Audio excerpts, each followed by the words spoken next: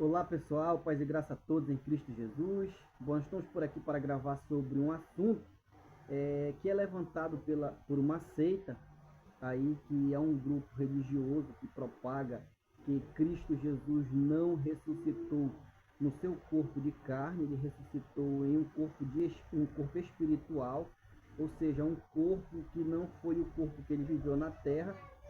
E para apoiar essa ideia que esse grupo pseudo-cristão levanta, eles utilizam um texto de 1 Coríntios, capítulo 15, versos 45, quando ali, por exemplo, a Bíblia diz que o primeiro Adão foi feito alma vivente, mas o último Adão é espírito vivificante.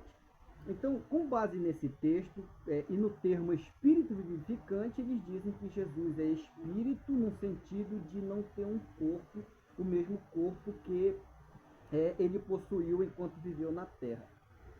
E é sobre esse assunto e sobre esse versículo que a gente vai estar gravando, e aí fazendo um comentário e mostrando ao que se refere de fato este versículo, ok?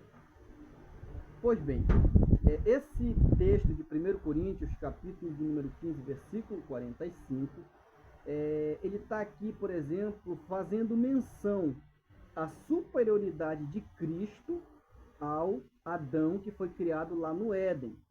No sentido ali de que Paulo está declarando de que o primeiro Adão ele foi feito uma alma vivente, no sentido, por exemplo, de alguém que foi feito para viver, ou apenas para viver, digamos isso. Então é nesse sentido que Paulo está dizendo, o primeiro Adão é alma vivente, ou seja, alguém que foi feito para viver. Mas quando ele se refere a Cristo em relação a Adão, ele faz um contraponto, dizendo que Jesus ele não foi feito, porque se o termo feito é referente a Adão, com relação a Cristo não aparece o termo feito, o termo fazer. Então ali Paulo não diz que Jesus foi feito, Paulo diz que Jesus é. Então ele diz ali, Jesus é espírito vivificante. Um segundo ponto que eu queria aqui frisar é que o texto não diz que ali segundo Adão, o texto diz último Adão, tá? Porque tem alguns teólogos aí que utilizam muito a expressão segundo Adão, sendo que não temos isso na Bíblia. E isso é bastante significativo. Se tivermos um tempo depois, poderemos gravar sobre isso. Então ali, por exemplo, quando Paulo diz que Jesus é espírito vivificante, ele está querendo ali dizer que Jesus é superior a Adão, no sentido de que Adão foi feito apenas para viver, foi criado, é uma criatura, já o segundo é quem faz viver. É nesse sentido que Paulo está dizendo que Jesus é espírito vivificante, ou seja, o primeiro foi feito para viver, o segundo é quem faz viver. Você está entendendo? Então, o segundo, ele não é uma criatura, é aquele que faz viver, é espírito vivificante. Esse termo espírito vivificante é uma referência a Jesus, querendo dizer, por exemplo, que Jesus é quem ressuscita os santos, é quem ressuscita os seus servos. Por exemplo, em 1 Coríntios 15, 22, onde Paulo ali aparece, falando no mesmo contexto, porque 1 Coríntios 15, no texto todo, ali é um texto apologético, para defender que vai haver uma ressurreição. Então, no versículo 22 de 1 Coríntios 15, Paulo, por exemplo, diz ali que em Adão todos morreram, ou todos morrem, em Adão todos morreram. Aí, quando ele vai dizer de Jesus, ele diz, mas em Cristo Jesus todos são vivificados.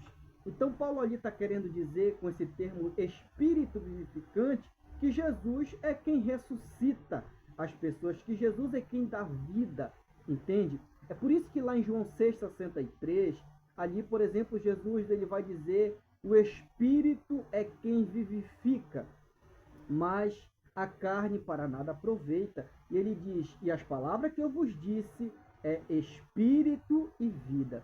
Então veja, por exemplo, que o termo ali espírito vivificante, essa expressão, ela é uma referência, por exemplo, para dizer que Jesus é quem vivifica, é quem ressuscita as pessoas, é quem dá vida, entende? E vida com abundância. Esse é o significado do termo, da expressão. Então, quando, por exemplo, aparece na Bíblia esse termo aí, por exemplo, espírito, espiritual, nem sempre é uma referência a algo imaterial. E nem sempre que aparece a palavra corpus é uma referência a algo físico. Por exemplo, a palavra grega de soma, essa palavra soma no grego, ela significa tanto um corpo, digamos assim, de pecado decaído, quanto um corpo incorruptível, um corpo de glória, como o de Jesus ressuscitado, entende? E não quer dizer necessariamente um corpo físico decaído de pecado, ok? Então, quando nós vamos para a Bíblia, essa palavra espírito, espiritual, enfim, nem sempre quer dizer algo imaterial, que não é tangível. Por exemplo, se você for para o capítulo de número 2, versículo 15 de 1 Coríntios, ali Paulo diz: o espiritual discerne bem todas as coisas e ele de ninguém é discernido. Esse espiritual somos nós que estamos vivos. E mesmo nós sendo espiritual, nós não somos imateriais, nós somos matéria. Se você for, por exemplo, para 1 Coríntios 10, versos 13, a Bíblia diz: todos comemos de um mesmo manjar espiritual. Se você for lá para Gálatas 6, versículo 1, a Bíblia diz: olha, se alguém for surpreendido em alguma falta, vós que sois espirituais, olha só o termo, vós que sois espirituais, repreendei o tal com espírito de brandura, olhando por ti mesmo, para que também tu não sejas tentado. Então veja, por exemplo, que ali a Bíblia fala espiritual. Então ele diz que nós que somos espiritual, mas mesmo nós sendo espiritual, não somos de todo imaterial. Então, quando nós olhamos para as escrituras, nós temos que ter alguns cuidados em analisar alguns pontos, tá bom? Então o texto lá de 1 Coríntios 15, versos 45, quando ali diz que o último Adão é espírito vivificante, é dizendo que Jesus é quem vivifica, ok? E que o seu corpo, digamos assim, de glória é espiritual, nesse sentido ali, em 1 Coríntios 15, 44, quando Paulo diz ali: porque se há corpo terreno, há corpo animal, há também corpo espiritual.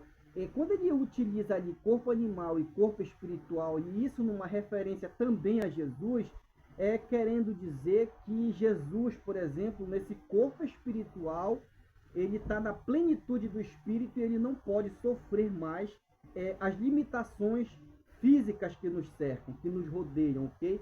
É nesse contexto que está o termo corpo espiritual dentro das Escrituras, numa referência a Jesus, indicando que Jesus hoje está na plenitude do Espírito e ele não pode mais sofrer as limitações físicas que nos cercam.